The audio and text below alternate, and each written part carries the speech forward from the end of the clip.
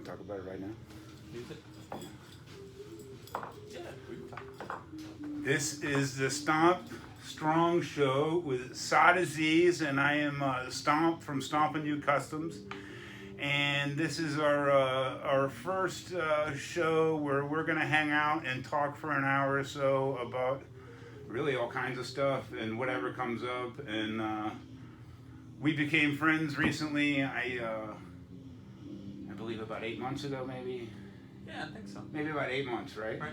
Okay, so we become friends recently, and I told him about wanting to do a podcast from day one. And really, we met 8 months ago. I started talking to him maybe like 10 months ago, 13 online messaging. And Saad here is a professor of sorts, and I'll let him explain it in just a second. And we were talking about some classes, and that turned into us meeting for dinner, and I wasn't able to do the classes, and then we started doing other stuff. And so my introduction is Stomp. I'm a high school teacher by trade. I work with kids that have emotional problems, and I teach history, and I as well have a custom knife store called Stomp and Customs, and I sell essential oils for doTERRA, and just a few little side work here and there, and worked the knife show circuit, and you've come to a few shows, and that's by my background a little bit, and we're gonna kind of talk about how we met and where we hope to take this, and just BS a little bit. Nice. Yeah, for me, I was a high school dropout. I joined the Navy at 17, and I stayed in the Navy for 33 years. And by the time I was done, I had a master's degree from Baylor University. And there was a little story in that. And I met Stomp because I own a Brazilian Jiu-Jitsu school with my wife. We're both Brazilian Jiu-Jitsu black belts. And Stomp, when he was moving from Florida to Texas, he had messaged me because he was interested in taking classes at my school. And we just became friends from that. We just started talking, and the next thing you know, it's like, wow, this is a really interesting guy. He's got this amazing knife collection, a lot of which you can see on his walls here in the picture. He's also into guns, especially AK-47s. Yeah, make sure they can see those. Yeah. He's a school teacher, and that's really interesting.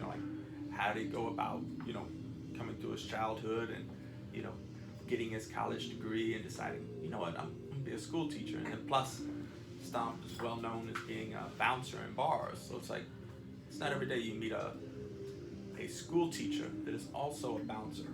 It's that's quite the interesting combination. What's funny is I'm a super social person, right? And when you get to know me and Saad a little bit, you're going to see a totally kind of a different personality. Both smiling, both laughing, but one's sort of loud and one's sort of reserved a little bit. Maybe way more years in the Navy and being disciplined than anything I've ever seen, right? So I'm living a crazy La Vida Loca life, my first 19 to 33 or so, 32, I was a bouncer, right? So, and the first 6 years of it was working for the Bulgarian Mafia, and I didn't even realize it, right? So the whole time I'm going to school, wanting to be a teacher, but I got so many learning disabilities that it's not even, college ain't even on the table for actually getting through a statistics class to be a teacher. So there was no way. I tried to go to teacher classes, and we might as well just get into the story of how I became a teacher. I tried to get into the teacher classes, and the first stats class I failed. Now I'm coming from a long history of specific learning disabilities, SLD. So my mom knew by second grade I was a little bit weird how I was thinking, and she takes me to the nuns. This is like in 80, 79, 80. Right. Before anyone's really getting diagnosed with a lot of learning disabilities, my mom's all over it. Takes me to the nuns. She hands me a guitar for a few days, tells me to do this, do that. We do all kinds of testing. Gives me the guitar at the end of the 2 days. Tells my mom there's some serious issues with my eye-hand coordination. work on this, give him the guitar, take him to play video games. He needs to work on butter and bread, things he can't do, make sure he's doing it, tying his shoes, stuff like that. So my mom immediately starts putting me into classes, and school sucks, man. Like, how were you in school? I did all right until I dropped out in 10th grade, and then I joined the Navy. So you're doing okay. You drop out. You join the Navy. You're never thinking anything about school at that point. High school meant nothing to you. No sports, no nothing. You're like whatever, stressing. You're not doing it. You drop out. So, dude, I probably would have dropped out if my mom wasn't all over me in a lot of ways. Right. Does that make sense? Oh yeah. I mean, I hated being there. I liked the teachers. I liked the history. I liked talking. I got in more trouble for talking than you could ever imagine. Sure. I got the turnaround award, actually. Right. You know what that means? You would never even know. Right. Well, maybe you were a bad kid. Were you a bad kid? No. I didn't have any academic problems in school. I just didn't get along with my family. And Right. So I just needed to head off to the Navy and So the Navy's like, I'm out. I'm doing my own thing. Freedom. Exactly. I can do whatever I want. You don't say nothing to me. I don't say nothing to you. Right. So I was out of here. Right. So you had that feeling early?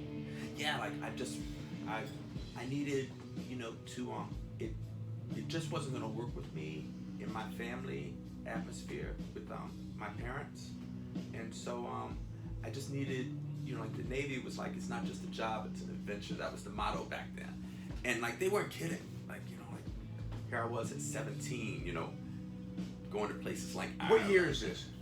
1986. 86. I joined in February 25th, 1986. I joined the U.S. Navy, and I was in boot camp. These people are yelling at me, screaming. I remember the first conversation I had in the Navy. It was crazy. It was like I was looking for the bathroom, because you gotta use the bathroom, and this dude is screaming at me at the top of his lungs, like, "Ain't no bathrooms in the Navy," and I'm like, I may not be the sharpest tool in the box, but I know you guys gotta pee too. And I soon learned, that in the Navy, the bathrooms are called the head, HEAD. So from that day forward, even now, when I tell somebody, hey, I need, if I need to use the bathroom, I'm like, hey, where's your head at? And I have to think about, like, am I talking to a sailor or am I talking to a civilian that has no idea what I'm talking about? Right. Because I was that guy at 17. I had no idea what he was talking about. There's no bathrooms in the Navy. Of course there's bathrooms, but in the Navy they call them heads. Now, is the boot camp in the Navy like the same way you hear about like in the Marines? Or did you think it was rough or was it simple? Oh, yeah, it was challenging. It's Navy boot camp is definitely not as challenging as Marine Corps boot camp. The Marines are an amazing group, but for me at 17, Navy boot camp was very challenging. Not so much physically as it was, mentally. To be yelled at, to be just micromanage my every move for 2 months, and I hear they teach you how to make a bed really well. yeah, If you don't get it, right. There was a specific way to make your bed. There was a specific way to fold your underwear and your t-shirts and your pants. It wasn't just, oh, it looks neat. No, you had to do it exactly, by their instruction. And any deviation was, you was going to do push-ups. What's your take on that? I think I know why they do that. Why do you think they do that? It's really just attention to detail. Like, if I can't follow the instructions to fold my underwear or my t-shirts to a specific requirement, then you don't want me working on nuclear power. If I can't just a $1 million radar system, you don't want me working on that because I can't even figure out how to follow the instructions to fold my underwear. How can I possibly follow the instructions to fix a multi-million-dollar radar system or a weapon system? So, you filter people out. They can't adjust. They can't follow the instructions. And, it's like some people just aren't going to make it. They're like, this guy cannot follow instructions. And so, I have a feeling, man, I would be really that dude. Sure. Maybe. My old man told me something once. I remember. It was a really weird statement, right? I was in like 5th grade. I'm in the hospital in my first foot surgery, or it was like, and this is my memories, right? Sure. So if I'm saying anything about anybody on a story, Right. these are memories from childhood. Sure. These are things that maybe have adjusted in time in my mind, or maybe I made them into something they weren't, Yeah. or are, Right. or ain't. Yeah. Does that make sense? Absolutely. So I remember him saying, "Good," when my feet were really messed up. Sure. And he found out I had to have surgery, or I just had him, right? He was visiting, and I remember thinking, "Why would that be good?" Right. And he goes, "The military is not made for people like me and you." And I was like, "What?" As a kid, you don't understand that. I'm 10 maybe? 5th grade? First surgery, 5th grade? 10. Right. 10. I think I'm like 6 foot tall, maybe 6'2" already. Right, huge kid, like pushing 250 already. 10.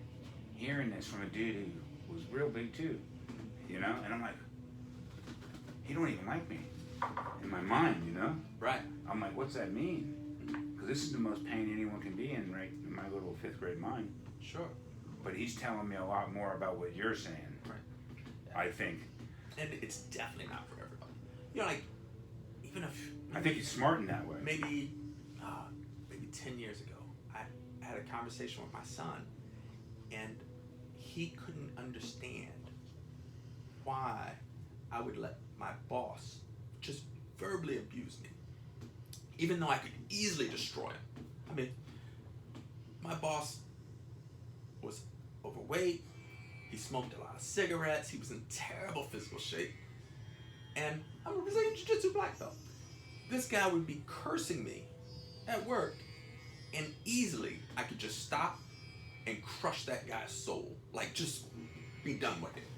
In just a matter of less than a minute, he'd be done. Sure. And my son's like, "Dad, why do you put up with that when you can do that?" And I'm like, the reason I put up with it is because I love my family, and I put up with it so I can continue to put food on the table. Because really, the easy way out would be to beat the living trash out of them. But then I'm in the brig. Now I no longer am generating the money to put food on my family's table. That's losing your temper at Circle K too. Sure. That Yeah. knowing you're gonna win. Right. Most likely. Right. But for the military, they drill that into you. It's like you will take, verbal abuse in the military that most people cannot wrap their minds around. Really? And would just punch a dude out. Be like, just break his jaw. And that's all. And what? Do you think they're breaking you? Well, in boot camp they are breaking you to a degree, but it's more like a filter for those people that can't adjust, that are just like would immediately go to violence, because of words. It's like, okay, we know this guy, he's not going to be able to make it. He just punched his drill instructor. That's my dad, dude. My dad did that. Right. My dad got booted from his first 3 weeks of boot camp. Right. Swung on a dude in San Francisco. Listen to this crazy shit. I didn't know we were going to get all this, but it's so insane. Right. My dad's 15. He goes in with his dead brother's ID. Bobby Trout. Right. I'm Bobby Trout. Uh-huh. My real name's Robert Trout. Yeah. I'm named after Bobby Trout, my dad's older brother who died. Uh-huh. My dad's 50. That dude gets shot by his friend in the head with a 22. Wow. When I say there's a kind of a crazy side and then sort of a churchy side. Sure. This is my mom's the Pennsylvania Quaker Dutch church girl. Right. My dad's sort of crazy Georgia. Not church. Right. Yeah. Super nice guy. Right. Very well respected. Not growing up in church. His dad was a businessman. His mom was sort of a sadist, sort of a really hardcore woman. And he grew up super hard enough Right. that when his brother got shot at like 19 or 18, dad grabbed his ID, takes his ID, goes into the Navy, signs up as his brother, goes into boot camp as his brother. My dad's 6'3" at the time, 330 pounds. When he signs up, he's 15, 6'3", 330. Those were my stats too. At 12, I was 6'4" though. He's 6'2" or 6'3". He goes in, swings on the dude. The third weekend, he can't sleep. Dude keeps hitting the thing, trash can. Keeps waking everybody up. Right. He swings on him, wakes up like 2 weeks later in the hospital, had to restart boot camp. Pulls his shirt up when he's telling me the story. He's like 55. Boot marks up and down his back. Scars. Really? Where this dude was an ex-wrestler in the 50s in San Francisco and just crippled him. And then he had to redo boot camp. So my dad was a dude that did not get along well in the Navy. His Navy career was sorted or stored or whatever you want to call it. Not the best. Right. So did he stay in the Navy? No, not long. I mean, there was a whole bunch of other shit we're not even gonna get into right now. But I mean, that's his comment to me as a kid from his experience. Like, yeah, defeat's a good thing. You're never going to war. Right. Vietnam, Navy, all that's off the table. Right. You ain't going. It ain't made for us. Period. You're not going to get along well with somebody trying to dominate you. It's just not going to happen very well. It's. Yeah, some people can't adjust because, ironically, like, I went to boot camp in '86, but in 1990, I went back as a boot camp. We call them recruit company commanders. Other services call them drill instructors. So from 1990 to 1993, I was a recruit company commander for boot camp. Or, like I said, other services call them drill instructors. And I was the guy doing the yelling, making them fold their clothes in a certain way, making them march a certain way, training them how to do their rifles a certain way. And so it was fun to go from the person that was on the receiving end to the person that was now giving the training. And you see a different perspective, But yeah, like for your father to pull off such an elaborate, an elaborate deception, to come in as another person, that would be hard to pull off. They figured that all out years later, like after he got in trouble for whatever and became old enough to go through the right way or whatever. I mean, he had problems because he lost like 130, 40 fucking pounds in 10 weeks or 3 months. He lost like 120 pounds in 3 months. Yeah, like to get through boot camp, you won't get through as a 300-pound person. He didn't. He was 230. He was 220 when he was done. He went from like 340 to 220 quick. And that's another part of the filtering process is people that are out of shape or unable to lose the weight just won't be able to graduate ever until they meet those standards. Because the Navy is pretty unforgiving on the standards. But a lot's changed. Like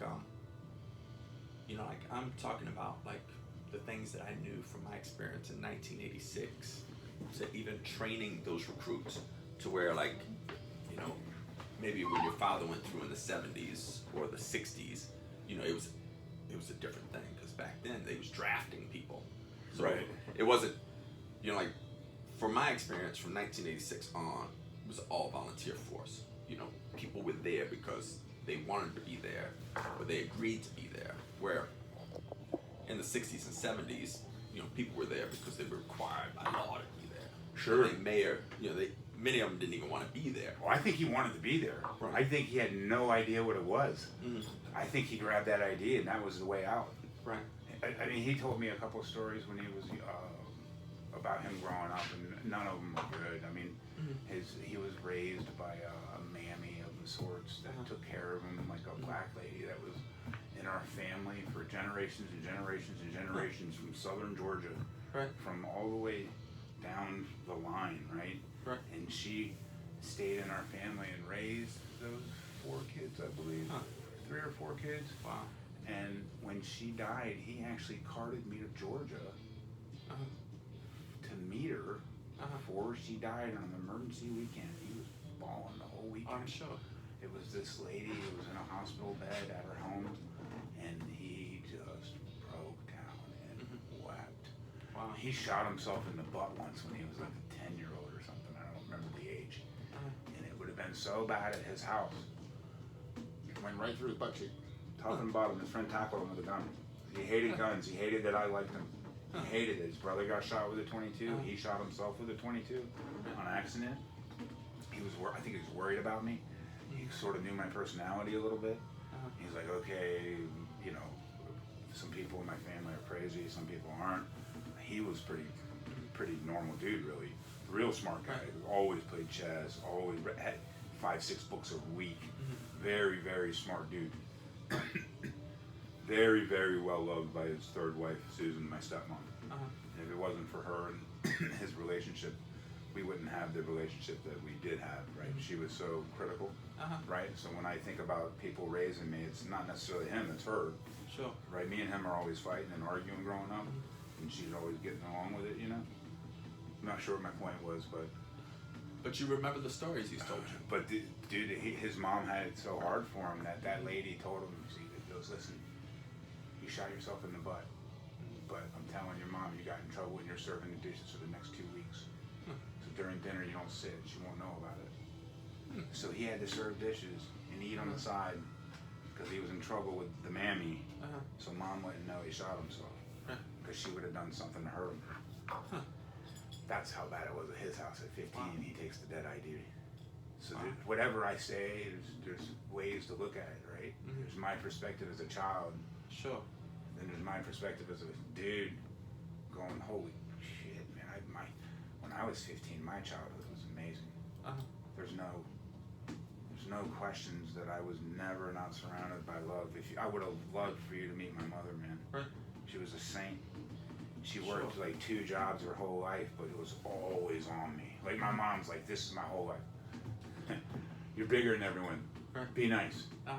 Right. You got to be careful, right? Like Sure. I remember being like in kindergarten. Listen, Right. you're playing on the playground, right? You're knocking people over, right? You're bigger than everybody. You have to be down. I'm like, come on, what are you talking about? Go to 5th grade, get in trouble playing kill the carrier, never lose, ever. You know, like it's just. Let's kill the carrier. You grab the ball and run with it, and they try to tackle you. Oh. And then if they tackle you, you throw the ball up in the air, and then someone else grabs it. Nice. Well, it was the only time I was good at anything. Right. Because I was huge. I was 300 pounds, I believe, in 6th or 7th grade. So. Wow. And you're down to 300 pounds now. And I'm at like 310 this week. I hit 300 last week, but I had a carb day. Sure. So what you don't know, I'm coming down from like 600 pounds 15 years ago, and in the last year and a half. And the reason I waited so long to take a Brazilian Jiu-Jitsu class is because I wanted to wait till I was 400, and then I was going to wait till I was whatever, and then I hurt my back in a car wreck, and then like something happened. There's always something happening. Sure. Then when I moved to Texas, I'm like 350, and I'm like, well, there's no excuse. Right. But I had a hole in my foot for a year. Right.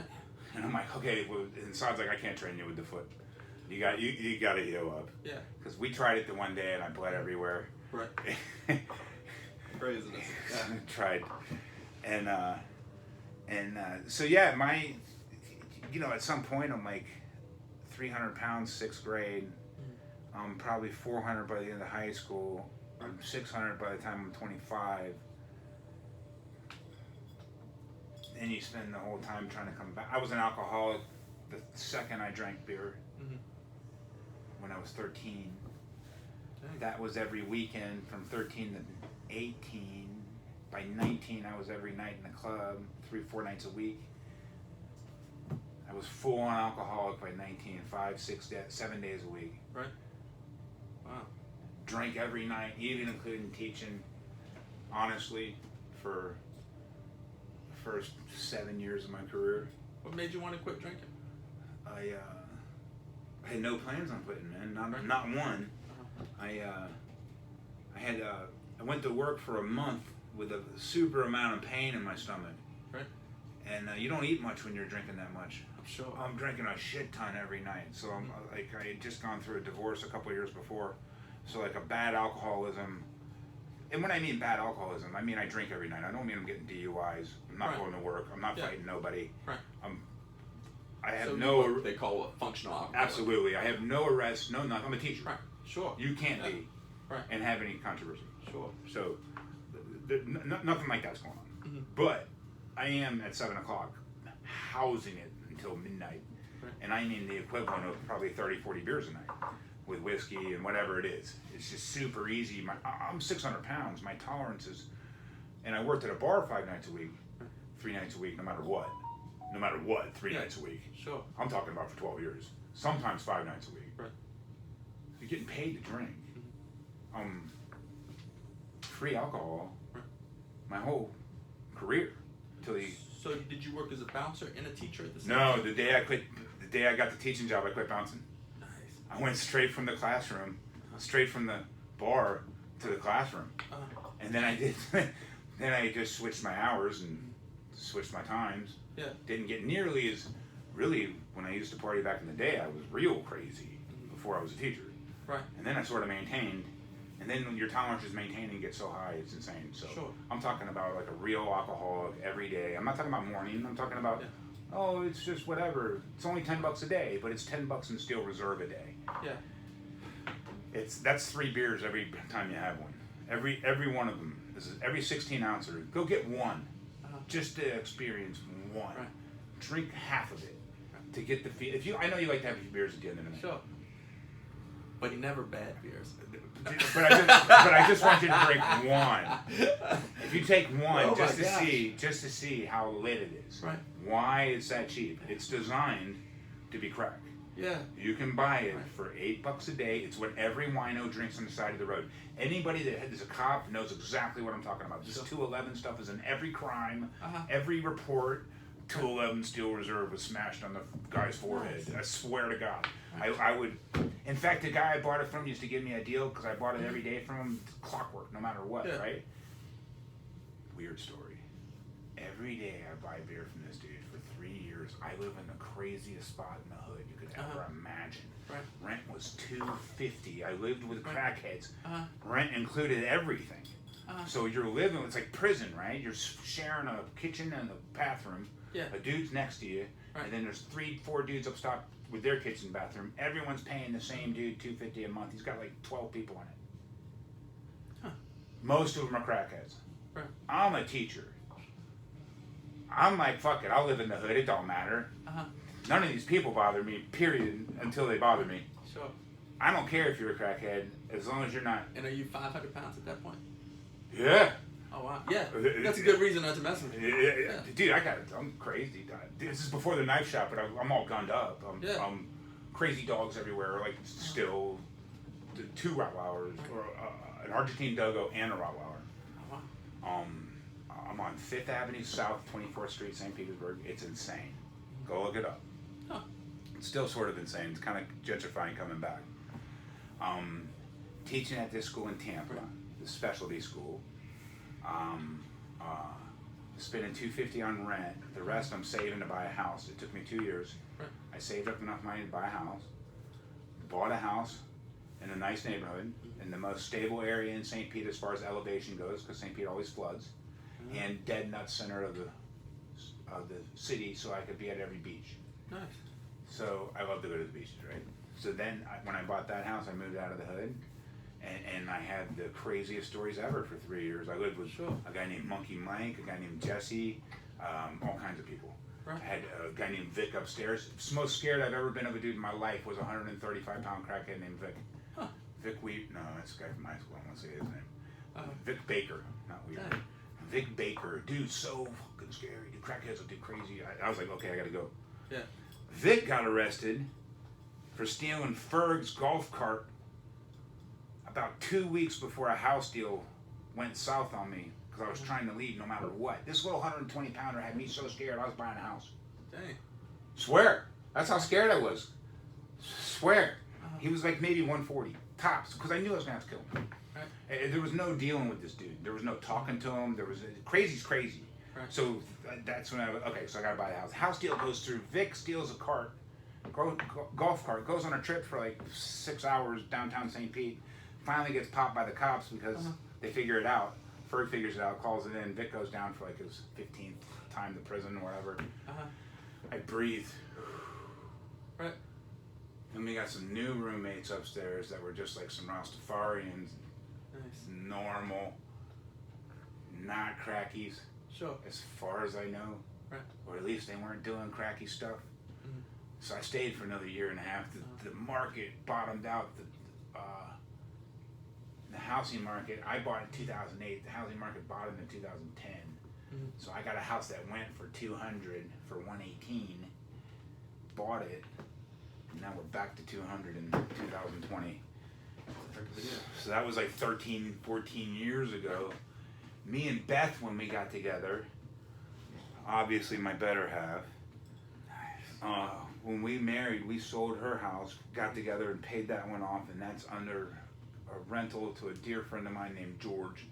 So he takes care of it, watches it, rents it, and we're here, and I follow her around for the military. So Beth's military, I follow her. I am not teaching right now because when I moved in, I had a hole in my foot that eventually a doctor told me I had to stop working and put a cast on my foot. I have enough nerve damage from all my surgeries and from being an alcoholic and what's called neuropathy from extreme alcoholism and being overweight. So, being 600 pounds, extreme alcoholic, the foot surgeries, I have an amazing amount of foot damage. I bet. And the nerve damage is just horrendous.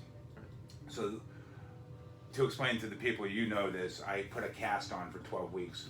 And then I was at your classes immediately. I went to one a week for 3 weeks. And then 3 weeks for 3 weeks, maybe 2 weeks. I think I got 7 or 8 classes in total. And then the virus hit. I bought some boots. We couldn't go to the range anymore. And the range we'll talk about all the time. We shoot constantly. We're addicted to wolf ammo. If anyone wants to send us wolf ammo, we'll take it. And that's another thing we like to do. But that's sort of like how I transitioned from doing your classes, which was a lot of activity for me. I'd never done anything like that. Right. And rolling around with those dudes is just an amazing amount of fun. I can't tell you how fun these classes are. It's challenging for sure, but at Saad's class at least, I can't say for any others. If you can't do the warm-ups or you can't do a front roll, who can? I can't do a front roll. How am I going to do a front roll until I've been to class for a while? So you don't have to necessarily do anything you're not comfortable with. There's people there with like bad feet, and JB going there with the fibromyalgia, and he's thin and putting on weight and a little anemic and everything he's going through with the eye. So JB's been able to go with some eye problems and retina damage, and I've been able to go with really touchy feet. And I think I screamed like a little girl the one time someone grabbed my foot, and someone realized not to, or that was to make me cry like a little girl.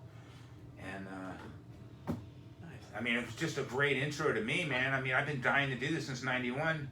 But my take's on Brazilian Jiu-Jitsu. You watch a little dude choke everybody out. And I believe when Paul Varlins, I'm gonna throw some names that you might remember. Paul Varlins, UFC 5, I believe. They called him the Polar Bear, the Klondike or something. He was like a 6'7", 6'8", had a crew cut and a singlet. Wore a singlet. Monster football player. Right. Young. When he got the shit beat out of him, and he, I believe, fought Cage Fighter. He listed himself as a cage fighter. Right. When he got destroyed, I was like, holy shit, this isn't like a gimmick. Yeah. This kid's got no reason to lay down. Right. Nobody even knows his name. He put Cage Fighter, I don't even know what that is. Yeah. Or whatever he called himself. And he got choked out and like, fucking, dude, he punched somebody a few times, did pretty good, and I think he got choked out, and I was like, what the fuck is going on, dude? That's the crazy thing about martial arts is there was so much fraud in martial arts that when the UFC came along, it just sort of exposed it all. Like, I remember watching the UFC and I thought, oh, like the karate guy or the taekwondo guy or kung fu guy was gonna win it. Or, like the big guy with muscles was gonna win it. And I never even heard of Brazilian Jiu-Jitsu. And, and then I remember one guy, he entered and he had studied the ancient art of Hawaiian bone breaking. And I was like, I don't want to fight that dude. Dude, I've heard of that shit. And then another dude entered and he had studied ninjutsu. And I'm like, this dude's a freaking ninja. I used to watch him on... Everybody was scared of ninjas. Yeah. I was like, I used to watch these guys on Black Belt Theater on Saturday mornings when I was a kid. I'm like, you had American Ninja? Yeah. You don't want to fight a ninja. And then But that dude with ninjutsu, he got destroyed. The guy with the ancient art of Hawaiian bone breaking, he got destroyed. The karate guys, they got destroyed. The kung fu guys got destroyed. The taekwondo guys got destroyed.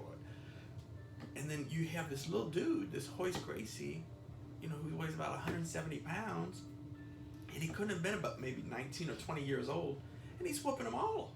And I'm like, I've got to learn that. So you're all how old then? I'm 19. That's 1991. I like to refer to the ages because we're pretty close. So you got to be 23. I want to say the first 25? UFC was in maybe 92 or 93. So I was 93. I would have been 25. So I was between 24 and 25 watching that. Smart enough to know what's going on. Yeah, like, and go, man, I want to learn it. Yeah, like, it was just crazy. I was like, I can't believe this guy's winning. And I remember when he fought Chemo, and Chemo was huge, really muscular guy, and Scary. He had just one thing of hair. Like, he looked like, I mean, the guy literally looked like he rode in with Genghis Khan in the Horde and just jumped off the horse and said, okay, I'm gonna go fight. The only reason I got to intercede, sure, is that haircut right. was like a top knot, almost a reverse mullet. Right. It was extremely popular in the heavy metal Right. tune area. I was listening to Pantera at the time. I had the same hair as Chemo, so essentially down to like my neck, right. Bald, Yeah, top, except for that one ponytail. 3 inches, right there. It looked sick. Sure. As a bouncer, I wore that for years. Oh, yeah, he looked amazingly intimidating. And then when the guy came to the cage, he carried a life-size wooden cross on his back. And I'm watching Hoist in the cage, and I'm thinking, dude, get out the cage. Do not get in the cage. You're gonna die with this guy. He looks like, you know, like he could be Genghis Khan, except with muscles. For real, Genghis Khan. Yeah, like no, like maybe you might even be Genghis Khan's brother or something. And then, you know, and Hoist whips him. And part of whipping him is he held on to that guy's ponytail and kept punching him in the face. Yeah, Chemo couldn't return, if I remember right. Or Hoist couldn't return after. Hoist beat him, and Hoist couldn't fight the third or whatever fight. That was Ultimate Fighter 2. Because he was too tired. No, he got a concussion or whatever. Chemo, and so he couldn't. Because back then the UFC, you didn't know who you was gonna fight. There was no time limit in each fight. You won your fight, and then you fought the same night. The winner of two guys. Yeah, it was round robin.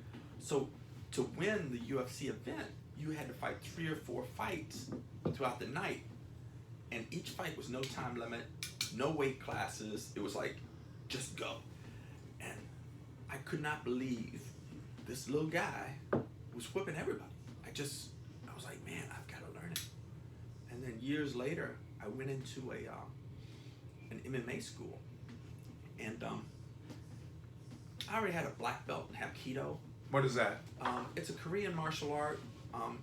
It's got a lot of judo in it, a lot of wrist locks, some kicks and punches. And man, I thought it was very effective. I knew a lot of ground techniques, you know, from Hapkido. So I thought, like, I knew I couldn't beat the Gracies, but I was like, you know, like, they're brown belts and below. I'll just tear through them. And I remember the first brown belt I rolled with, I felt bad for him. I kept telling him, you know, I have a black belt in Hapkido. And he's like, oh, yeah, that's cool, man. And he's just this little small guy. Like, I know I weighed him by at least 60 pounds. He's a brown belt. Yeah, he's a brown belt. Just a little small, you know, like, just goofy looking guy. Like, I don't want to sound ignorant, but I am sort of. Brown's below black, right, and then purple, right, blue, and then white.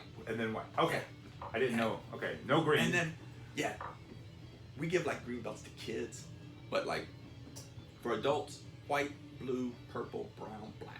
I got the rainbow belt from Sway. That must have been a joke, huh? Rainbow belt. It's a joke.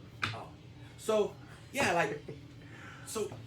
This guy, we rolled for like 5 minutes, and I'm thinking I'm gonna embarrass him, like, because I was wearing, you know, the jiu-jitsu white belt, and I'm thinking, oh man, you know, he's gonna look bad because I'm gonna whoop him, you know. Yeah, he just annihilated me. And did you go at him like full? Did you try to get him? You know, like the first time, like the first few seconds until he tapped me, you know, like I wasn't like going blasting on him. I was like, you know, because I don't want to embarrass him. Once he tapped me, I'm like, okay, now game on. I'm bringing it. Right. But, you know, that was only like maybe 20 or 30 seconds into our sparring. You know, I'm like, okay, now I'm going to bring it. Once again, easily taps me. Again and again and again. And I think our sparring match only lasted 5 minutes, and he probably tapped me out 10 times. It was just ridiculous. It was ridiculous how easily he was beating me. When I thought, I'm going to annihilate this guy. You know, especially you're giving me a guy who's much smaller than me. Like, there's no way. And then their purple belts were easily beating me. And their blue belts were easily beating me. Shocker, huh? And then some of the white belts in there were beating me.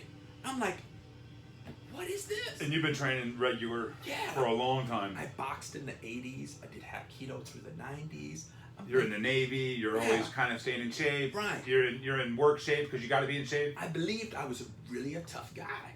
And so I thought I was going to be able to handle these guys. And the fact that they was handling me so easily just blew me away. And so I had friends who were like, how are you going to stop being a Hapkido black belt and be a Brazilian Jiu-Jitsu white belt? And my answer was simple. I can't pretend what happened in that class didn't happen. Because it happened. And I don't have any excuse for it.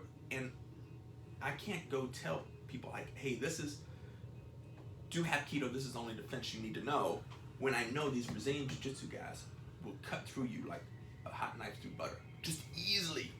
So I stopped doing Hapkido. And from that day forward, I became a Brazilian Jiu-Jitsu white belt.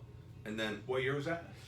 I think it was 2006. Okay, so you've been doing it for 14 years. I come in. This is my first 8 classes. We'll say I said 7 maybe. Yeah. I can't remember. It was 7 or 8 classes. Right. Do you think the guys would mind if I use their first names? No. Okay, so Tim is a monster, right? Yeah. Tim's crazy. Plus, he's a former Marine. He's a monster, right? So this dude's like a stud. Sure. He looks like the dude. Yeah. He looks like the dude that was the king in high school and all that shit.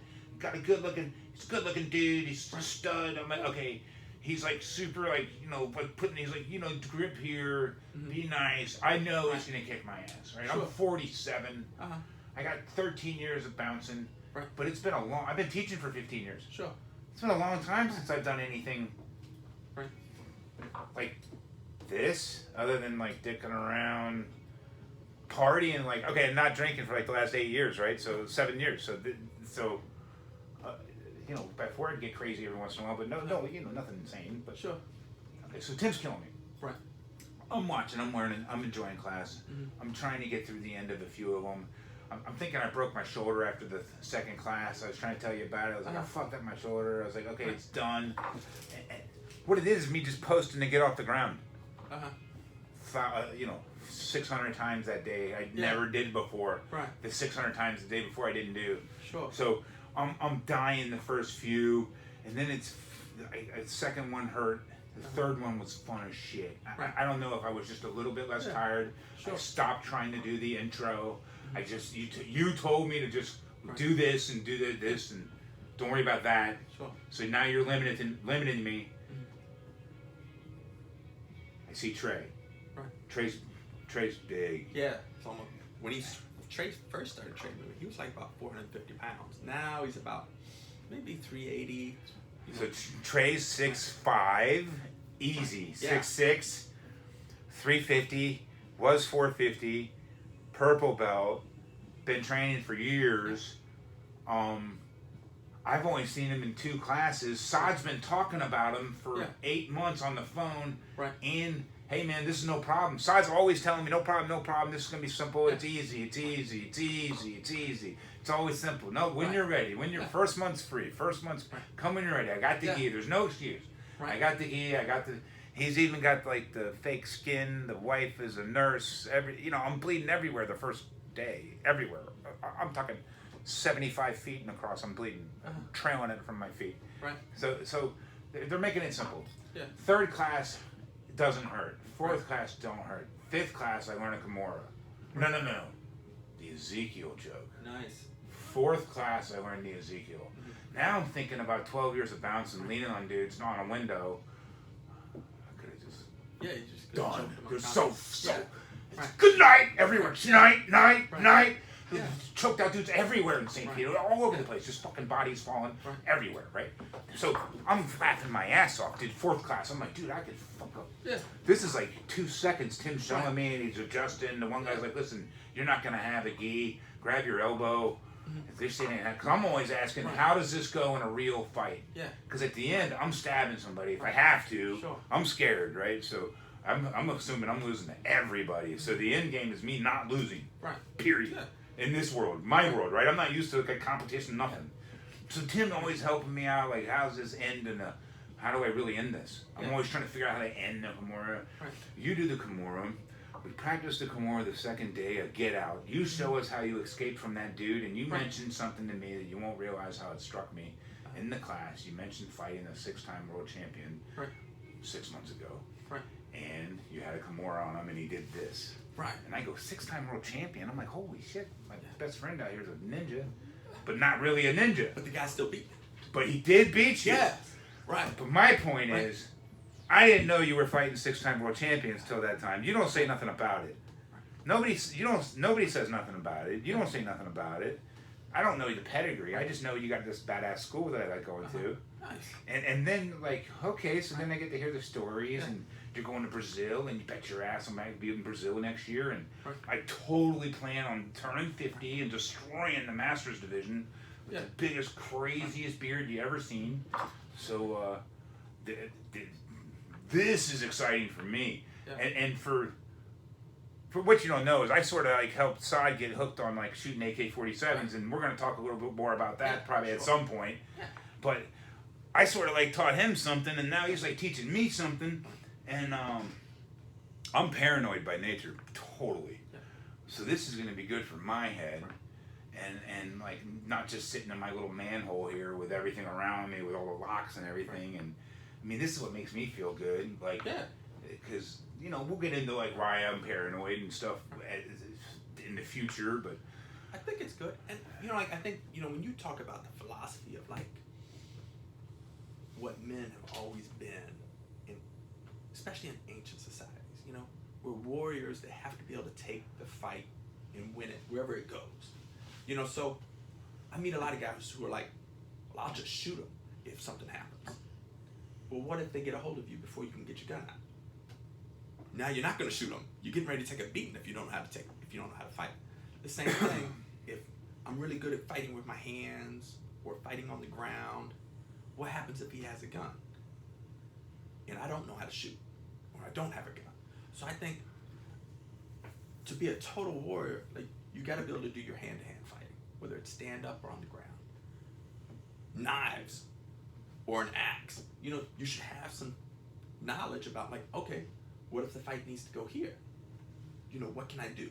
Do I even know how to, use a knife or an axe? Especially if that's what my opponent is using and that's the only weapon I have, Or at least having one near you in case you need the knife. Sure. Little ones. Right. Big ones. Oh, this one's so crazy when you pop it. Oh, I bet. From Sick Boy. Yeah. Production ones. Right. This one Beth carries when she runs. Why do I give that to Beth? Right. That was serious. It's easy. Yeah. And then understanding, okay, well, what if I need to use a handgun? Do I know how to use it? Can I shoot it competently? And then what if I need a rifle? Do I know how to use that rifle? Can I shoot that competently? And I think, what I strive to do is to be competent everywhere the fight could be. Yeah. Whether it's with a rifle, hand-to-hand on the ground, with a knife, whatever it is, I want to be competent in it. I don't have to be the best. I just want to be competent wherever the fight goes. That's what I enjoy. It's an interesting concept because for me, right, I've always, like, the day I turned 18, I bought a gun. That day, by 11 o'clock that morning, I had a gun in my hand. My mom was pissed. Mm-hmm. But for me, it's always been like a safety thing. Mm-hmm. Like, I got jumped when I was 12 by a couple dudes, and ever since then, I've just been nervous Nelly. Like, I've always got knives on me. I always kind of expect it can go really south really fast. I don't expect it not to. I think it's going to go south really fast. I've seen so many heads get smashed in at the bar. I've seen so much crazy shit. So many people get forked with bottles and stuff. It's just things do go south. Right. And through like some counseling I've realized all these like PTSD events when I'm like 12 translated to me doing all this crazy shit as an adult. Like it translates into going for, like when the guy gives me for therapy, he's like, tell me your job history. Like, let me know your jobs. I bet you they're all pretty dangerous. And I'm talking about from day one, working at a veterinarian office as a kennel boy, putting down dogs every day. As a 14-year-old, putting dogs in a freezer every day of my life. Wow. Just bizarre shit. Yeah. You know what I mean? Like, that's your day, is dead dog duty. You know what I mean? At 50, well, dude, it was a great job, paid pretty goddamn good. I was a kennel boy, you know what I mean? But it also taught me that you better be at work on time. This doctor was a real deal hard ass. Like, he was a old school veterinarian, man. Like, you were not fucking around at all. Dr. Albers from the Lutheran Church of the Cross in St. Petersburg. What a just a fantastic, grouchy dude to work for. But taught me a lot. That's a tough job. Like, I remember probably one of the hardest things I've ever done in my whole life was my dog Buddha. He was a boxer. I had him for 13 years, and man, I love Buddha. You know, he was just a wonderful dog, and he'd been with me for 13 years. But he kept having seizures. He had these tumors, and he had this heart problem, and his seizures were happening more and more frequently. And the vet was like, you know, the right thing to do, the humane thing to do is go ahead and put him down. And I'm like, oh, hell with you. You're not putting my dog down. And I left with my dog that day. And the seizures just worse and worse. You know, 2 weeks later, I'm back at the vet's office. It's like, and this was the last time my dog always loved riding in the truck with me. This was the last journey in the pickup truck. We go. And the vet and her assistant, you know, like, I'm just bawling. I just couldn't handle it. And she's like, Mr. Al-Aziz, you know, you can wait in the lobby and we'll let you know when Buddha has passed. And I'm like, oh, no. I'm staying with my dog. And, you know, I stayed with him. But it was terrible for me. And to this day, it bothers me. But for them to see that and have to do that kind of work, like, I can't imagine the toll it takes on them psychologically. Like, you know, you would see, you know, you're putting these dogs away, but you would also see, like, these owners who are just, I mean, in terrible grief over the loss. Yeah, I remember one particular one, and I think, you know, we're coming up on 52 minutes. This is a good topic. I'm sure we're going to get into dogs all the time. Oh, yeah. But you have 2 dogs at your house. I have 2 dogs at my house. Right here, right now. I'm surprised I'm not on the couch yet. You know, they're awesome. One day I'm at the veterinarian, and we had this country boy that would come in from distance, and he would bring in like a hound dog. He was definitely like a country guy. He was like a farmer, and we're in the city, so he had to drive like an hour and a half out of his way. And Doc was an old farm veterinarian, so I don't know if they were connected or Doc would do his cows or something out of his farm in that area or something. I never knew the connection, but I saw the dude a couple times, and I saw that the dog was sick, and I seen him leave,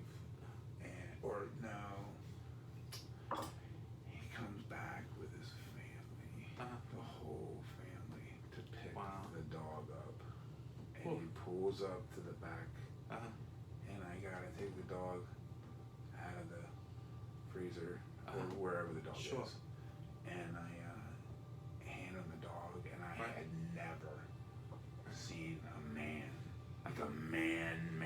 Yeah. Not some dude that would go to this place in the middle of St. Pete on 4th Street, uppity doctors, not dudes like this. I'm talking about a goddamn cowboy. Yeah. Like a man. Right. Bawling with his 11-year-old sons. Right. Putting them in the back of the truck to take them home to bury them. Yeah. And it was like, and I had seen it 100 times as a kid. Yeah. I mean, 100 times. And I had dogs my whole life. Right. And I know way more about dogs as a kid from that job than you ever want to know. Yeah. and that one was like, wow. Right. But what was cool about that job is you're around dogs every day. Yeah. So I was the kennel guy. I would take them for walks. You know, you had dogs that were long term. You had, Sure. you know, it was a hospital. Sometimes it was a Right. rehab center. Sometimes it was whatever it was. Sometimes. Yeah. And I got a ton of veterinarian stories. Just some real funny ones, and I'm sure there's no way we're not going to talk about early work. Sure. Early jobs are Yeah. super important. Right. So They listen, shape us to who we are at exactly 55 minutes.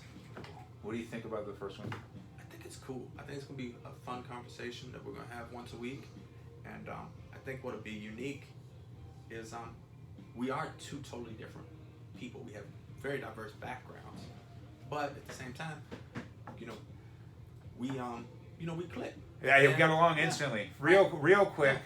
There's the guy equivalent of BFFs. You know, we're like doing the messaging at night, and he's sending me a picture of his fire, and I'm sending them YouTube videos, and he said yes immediately to doing it, which surprised me.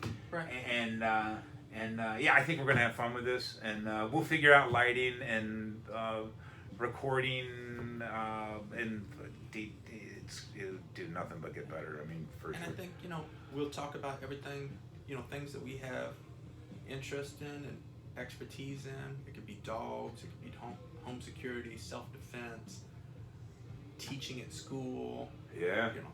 And anything you We're guys both want to talk business about, owners. small business ownership, and anything you guys want to address or question us, or comments are welcome. Please like, subscribe, share.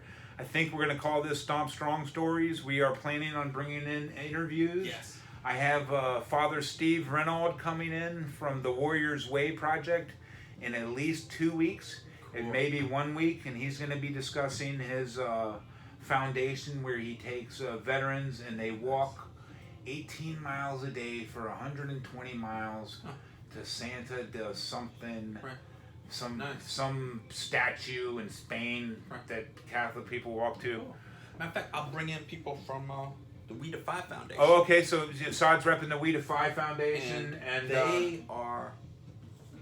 they sponsor combat injured veterans to do Brazilian Jiu-Jitsu as a way to recover and integrate back into society and find purpose. And so, like, some of my students are missing limbs. The founder of the We Defy Foundation is missing 3 limbs. Joey Bozic. He an amazing man. And matter of fact, if we're lucky, maybe we can get Joey, because he's in Dallas, which is about 5 hours. Maybe we can get him. But I've got several students and friends that are part of the We Defy Foundation, and maybe they'll be willing to come in and talk about how they was injured, how they've coped with life since the injury, and I think that'd be phenomenal. And if you're ever interested in a veterans charity, We Defy Foundation, they are by far my favorite charity, and I've known so many people that have benefited from them, and I support them 100%. that's awesome. I when I met Father Steve, it's so crazy. I'm at the knife show over here in San Antonio, and the one for Reforged. And Reforged, let me plug them a little bit. Cool. Reforged is a veteran knife making organization where they teach you how to make a knife over a weekend, and if you're a veteran, it's free. Nice. And they teach you how to make a knife from scratch, and then you have access to the grinders and all the tools from then on out. Wow. You can come there during the week and use their facilities, and they have power hammers and everything. So once you attend a class and you get certified in the safety, and then you can come in and you can build knives. So Reforged, we are absolutely supporting Reforged and We Defy and Warriors Way, and I think we're going to probably lean toward the veterans being you're active, and my wife is active, and Well, I'm retired now. well, retired, So, but you From the Navy. were active, Right. and my wife is active, and I am not affiliated other than through association. Yeah. But yeah, we're gonna come back, and we'll try to do this weekly on a Saturday and Sunday, and probably don't expect too much with the editing and whatnot. As time comes on, maybe we can get some help with that. And we definitely have William coming on to help us do some filming and to maybe access some stuff on the computer. And he's a 20-year-old we met at the range who's real interesting. Yeah. And we're going to have people, I think, on regularly. I'm going to try to get my interviews that I was doing for the store for them to come in here as we get more microphones and build this up. And whatever we're doing for fun. So if there's anything you'd like us to talk about or cover or anything like that, we really do like topics, ideas, and thanks for watching, right? So I'm Stomp, and this is Saad, and if you're watching this 10 years from now, Stomp talked about the school being closed because I'm in my jiu-jitsu school and it's been closed because the virus he talked about is the pandemic, 2020 Wuhan flu. I forgot the other terms for COVID-19. COVID-19 Yes. Pandemic of 2020. My school, my business has been closed since March 17th, and today is May 2nd or 3rd, and I don't know when I'll be able to open again, which has, of course, I've lost several $1,000s off this closure because the government's not bailing us out, but that's a whole different topic. That's next week. A different day. But so when you watch the video and Stomp says, "Hey, I haven't been able to train, since March." Well, what happened was the virus hit. Yeah. We shut down March 17th, and it's now May 3rd. I'm pretty sure May 3rd. And maybe in a couple weeks we'll get to reopen. Maybe in a month. Who knows? And we'll see. But if you watch this 10 years from now and you're wondering, what virus caused them to close? Yeah, and let's talk about where Saad's at. You want to give him give your shout out to us. Oh, I own Semper Fortis Jiu-Jitsu. I named Semper Fortis after the Navy's Latin motto, which is Semper Fortis. The Marine Corps' Latin motto is Semper Fidelis.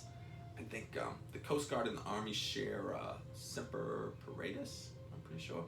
And it's just Latin motto, but Semper Fortis means always strong. And so I figured it sort of connected with me in the Navy. Navy and Brazilian Jiu-Jitsu, I'd put it all together and call it Semper Fortis Jiu-Jitsu. And me and my wife, we run it together. And I got Stomp Strong Customs. My motto is, or Stomp and You Customs. My motto is Stomp Strong, and that all I'm trying to do is love myself a little better and take care of myself a little better and try and figure things out and absolutely talk to figure things out. Cool. And we will be back next week, and we hope you enjoyed it. Thanks so much.